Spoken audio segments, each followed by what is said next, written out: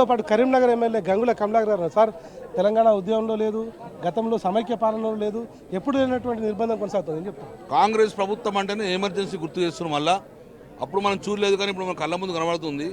Telangana brand image, Hyderabad brand image పెంచాలని చూసిన వారికి, తెలంగాణ రాష్ట్రం ఏర్పాటు చేసిన వారికి ఈరోజు ఈడీల చుట్టూ, ఏసీల చుట్టూ తిరిగే పరిస్థితి ఈ రాష్ట్ర ప్రభుత్వం తీసుకొచ్చారు. ఏం తప్పు చేశారు? తెలంగాణ రాష్ట్రం తీసుకురావడమే తప్ప, తెలంగాణ రాష్ట్రం తీసుకొచ్చి తెలంగాణ రాష్ట్రాన్ని అభివృద్ధి చేయడమే తప్ప, ఈరోజు కక్ష సాధింపు ధోరణిగా భాగంగా ఈరోజు ఏసీబీ ఆఫీస్, ఈడీ ఆఫీస్ చెప్తున్నారు. ఎక్కడ ఏసీబీ, ఎక్కడ తప్పు జరిగింది? బ్రాండ్ ఇమేజ్ పెంచడమే పెద్ద తప్ప. కాబట్టి మేము కడిగిన ముత్యంలాగా బయటకు వస్తాం మేము భావిస్తున్నాము. ఈరోజు తెలంగాణ సమాజం మొత్తం ఉన్న కేటీఆర్ వెంబడున్నది. కేటీఆర్ చేసిన ఒకే ఒక్క తప్పు ఏంటంటే హైదరాబాద్ బ్రాండ్ ఇమేజ్ పెంచడం చూసినమే పెద్ద తప్పుగా భావించే పరిస్థితి వచ్చింది ఈరోజు. కాబట్టి దయచేసి మాకు న్యాయస్థానం నమ్మకం ఉన్నది, ఈడీ మీద కూడా నమ్మకం ఉన్నది. ఈడీ కూడా అట్లా తప్పుడు కేసులు పెట్టే ప్రయత్నం చేయదు. కాబట్టి we have a lot of confidence on courts. ఇప్పుడు ఈ రాష్ట్రంలో జరుగుతున్నటువంటి దాదాపు 6 సార్లు కేటీఆర్ పైన కేసు పెట్టడానికి ప్రయత్నించినటువంటి పరిస్థితి. రాష్ట్ర ప్రభుత్వం, కాంగ్రెస్ ప్రభుత్వం ఏర్పడి సంవత్సర కాలమైంది, ముఖ్యమంత్రికి మాత్రమే హోంమంత్రిగా ఉన్నాడు. ఇక్కడ పోలీస్ ప్రభుత్వం నడుస్తున్నటువంటి పరిస్థితి కనిపిస్తుంది.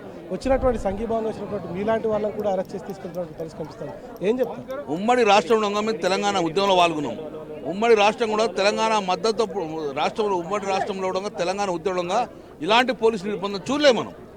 అప్పుడున్న ప్రభుత్వంలో తెలంగాణ రాష్ట్రానికి సంబంధించిన ఇష్యూలో కాబట్టి మనకు సపోర్ట్ ఇచ్చారు. కానీ ఇప్పుడేంది పరిస్థితి? అంటే నోరు తెస్తే జైలు వారిస్తుంది, నోరు తెస్తే జైలు వారిస్తుంది.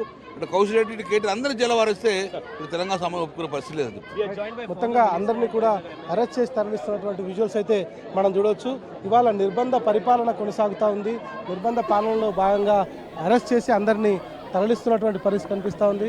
ఈడీ విచారణ కాదనేటువంటి కేటీఆర్కు మద్దతుగా ఆ పార్టీకి సంబంధించినటువంటి కార్యకర్తలు, నాయకులు, మాజీ ఎమ్మెల్యేలు, ఎమ్మెల్సీలు, ఎమ్మెల్యేలు వాళ్ళందరూ కూడా హాజరైతున్న సందర్భంలో ఇవాళ జరుగుతున్నటువంటి నిర్బంధ పాలన చూస్తూ ఉంటే ఇవాళ ఒక్కసారిగా మరోసారి ఇవాళ సమైక్య పాలనను గుర్తు చేస్తున్నటువంటి పరిస్థితి కనిపిస్తోంది.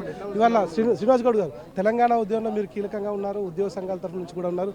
యునైటెడ్ ఆంధ్రప్రదేశ్లో కూడా మనకి ఇట్లాంటి పోలీసు ఇబ్బందులు ఏం చెప్తారు? ఇప్పటికీ రాష్ట్రంలో హోంమంత్రి లేడు. ఒకటి 50 కోట్ల రూపాయలని 50 కోట్ల రూపాయలు అవినీతి జరిగింది అని పెద్ద ప్రచారం చేస్తున్నారు. 50 కోట్ల రూపాయలు ఎవడైనా బ్యాంక్ అకౌంట్లో కూడా ఉన్నాయి, బ్యాంక్ అకౌంట్లు ఉన్నాయి. అవతల బ్యాంక్ అకౌంట్ సీజ్ చేయండి, బ్యాంకులోకి రికవర్ చేయండి. దేశంలో లక్షల కోట్ల రూపాయలు ఎగ్గొట్టిపోయిన వదిలిపెట్టి విజయమాల్య లాంటి వాళ్ళు లక్షల కోట్లు బ్యాంకులు ఎగ్గొట్టిపోయి విలాసమైన జీవితం గడుపుతారు. వాళ్ళని పట్టుకోకుండా 50 కోట్ల రూపాయలని ఏదో అవినీతి జరిగిందని చెప్పి ప్రచారం చేసి బంధనం చేయాలంటే ప్రజలు ఎవరు కూడా నమ్మరు. ఖచ్చితంగా కూడా ప్రజలందరూ గమనిస్తున్నారు. రాష్ట్రంలో ఏసీబీ, కాంగ్రెస్ పార్టీ, దేశంలో ఉన్నటువంటి బీజేపీ, ఈడీ, ఈ రెండు చూస్తూ ఉంటే వీళ్ళిద్దరి మధ్య అండర్స్టాండింగ్ చూస్తూ ఉంటే కేటీఆర్ని ప్రశ్నిస్తున్నటువంటి గొంతుకగా మారినటువంటి బీఆర్ఎస్ పార్టీని కట్టడి చేయడానికే సంవత్సర కాలంగా కేసులు పెట్టడానికి కాంగ్రెస్, బీజేపీ పార్టీ చేసింది అనుకోవచ్చా? ఖచ్చితంగా రాజకీయంగా దెబ్బతీయడానికి ఏదో అంశమా చెప్పండి. ఇప్పుడు లక్షల కోట్లు ఎగ్గొట్టిన వాళ్ళని వదిలిపెట్టేసి ఈడీ 50 కోట్ల రూపాయలు అవన్నీ జరిగిందని చెప్పి ఈడీ, ఏసీబీ పైసలు తీసుకుంటేనో అడుగుతేనో, లంచం అడిగితే కూడా కేసు పెట్టచ్చు. అడిగినట్లు లేదు, తీసుకున్నట్లేదు. పైసలు ఉన్నాయి, ఇచ్చిన పైసలు బ్యాంక్ ద్వారా ఇచ్చిన పైసలు ఉన్నాయి. అది జరిగిందని వీళ్ళు ఇద్దరు పదురుకొని టీఆర్ఎస్ ప్రతిష్టను దెబ్బతీయాలని చెప్పి ప్లాన్ చేస్తారు. కానీ ప్రజలకు అన్ని విషయాలు తెలుసు, తిక్కులు కాదు. ఇప్పుడు అన్నీ చూస్తున్నారు, టీవీలలో చూస్తారు, తర్వాత ఫోన్లలో ఇన్ఫర్మేషన్ ఉంటుంది. నల్లధనం తెస్తామన్నారు, నల్లధనం పోయింది, అవన్నీ పోయినాయి.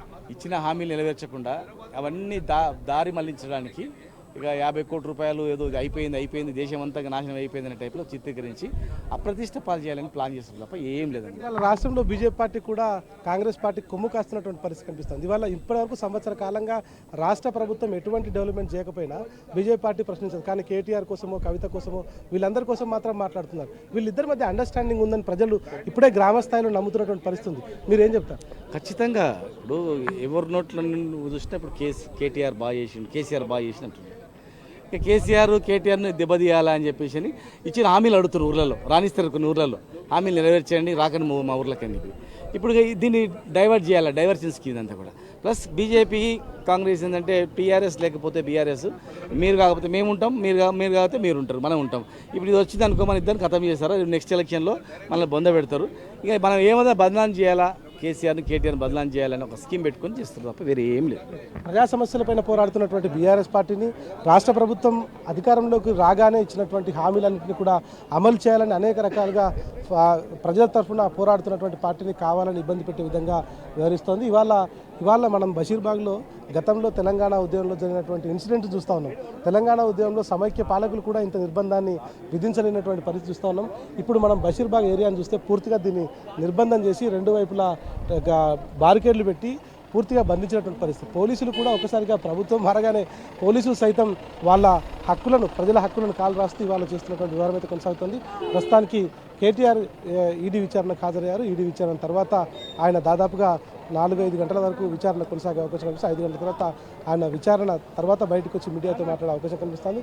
అక్రమ కేసులు పెట్టినా, ఇబ్బందులు పెట్టినా, అనేక రకాలుగా ఇబ్బందులకు గురి చేసిన ప్రజల తరఫున పోరాడుతూనే ఉంటాం. తెలంగాణ ప్రజల కోసం పుట్టినటువంటి పార్టీ బీఆర్ఎస్ పార్టీ, తెలంగాణ ప్రజల కోసం పోరాడేటువంటి పార్టీ బీఆర్ఎస్ పార్టీ. జరుగుతున్నటువంటి అన్యాయాలను, అక్రమాలను ప్రశ్నిస్తాం, ప్రజల తరఫున నిలబడతాం. ఖచ్చితంగా అక్రమ కేసులు పెట్టి ఇట్లాంటి వాటిని ఆపడానికి ప్రయత్నం చేస్తే ఎట్టి పరిస్థితులు ఆగలేదు. 50 కోట్ల అవినీతి అనేటువంటిది కేవలం అక్రమ కేసు. అది అకౌంట్ జరిగినటువంటి ట్రాన్సాక్షన్. దాన్ని కూడా ఇబ్బంది పెట్టే విధంగా వ్యవహరిస్తున్నటువంటి పరిస్థితి ఏదైతుందో దాన్ని తీవ్రంగా ఖండిస్తున్నామంటూ బీఆర్ఎస్ పార్టీ వల్ల కేటీఆర్ విచారణ హాజరు సందర్భంలో సంఘీభావంగా వచ్చినటువంటి అందరినీ కూడా అరెస్ట్ చేసి తీసుకెళ్లినట్టు పరిస్థితి. ప్రస్తుతానికి ఈడీ విచారణ కొనసాగుతుంది. మరి కాసేపట్లో అంటే దాదాపు 4-5 గంటల వరకు ఈ విచారణ కొనసాగిన తర్వాత బయటకు వచ్చి కేటీఆర్ మీడియాతో మాట్లాడే అవకాశం కూడా కనిపిస్తుంది. Rajesh. Right, thank you Bhaskar. ED విచారణకు హాజరయ్యారు BRS working president KTR. ED విచారణకు లోపలికి వెళ్లారు. దాదాపు ఒక 4-5 గంటల పాటు ఈడీ విచారణ జరిగే అవకాశం ఉంది. అయితే BRS working president KTR ED విచారణకు హాజరవుతున్నారని తెలిసి అక్కడ భారీగా